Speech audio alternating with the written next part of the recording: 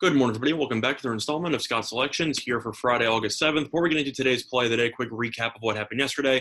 We ended up picking up a nice, easy winner with the Rockets on the money line at minus 102 on FanDuel. We'll give out the play early. I thought that there was a good chance that LeBron and short Anthony Davis would be on a minute restriction, potentially not even play, and LeBron ended up not playing. I was surprised that Westbrook didn't go for the Rockets, but that didn't matter in the end, as the Lakers shot 2 for 19 from three.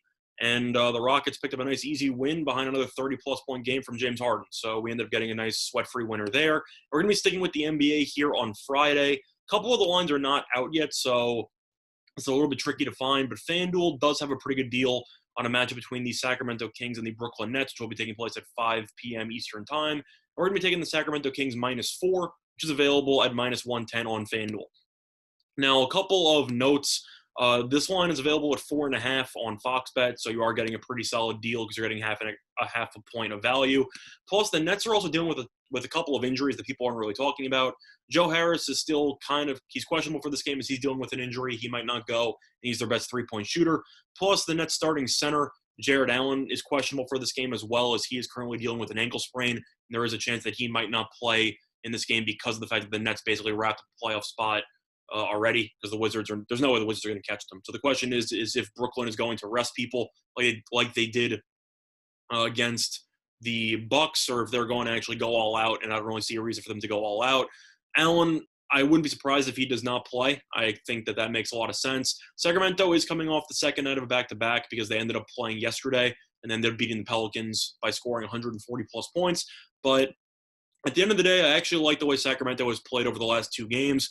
They had some issues. People were kind of mocking them for their performance over the first two games of the bubble, as they lost by 9 to the Spurs. Spurs turned out to be a decent bubble team, and they lost by 16 to the Magic, which was pretty unacceptable. However, they did end up losing to the Mavericks in overtime, which kind of surprised some people, and they were very competitive, and they also were able to beat the Pelicans yesterday by 15 points.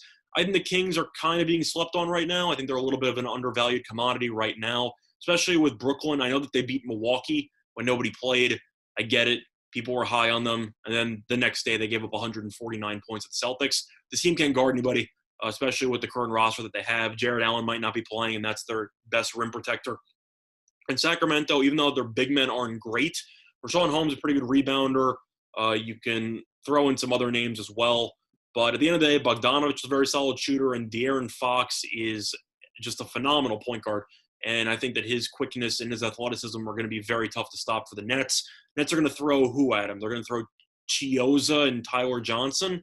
I think Fox is going to have a field day breaking in and inside of the paint and creating some open looks for his shooters on the team. So for that reason, I think this line should go up. Brooklyn was projected to win roughly 2.5 games in the bubble and ended up beating the Bucks because the Bucks benched everybody in the second half of that respective game.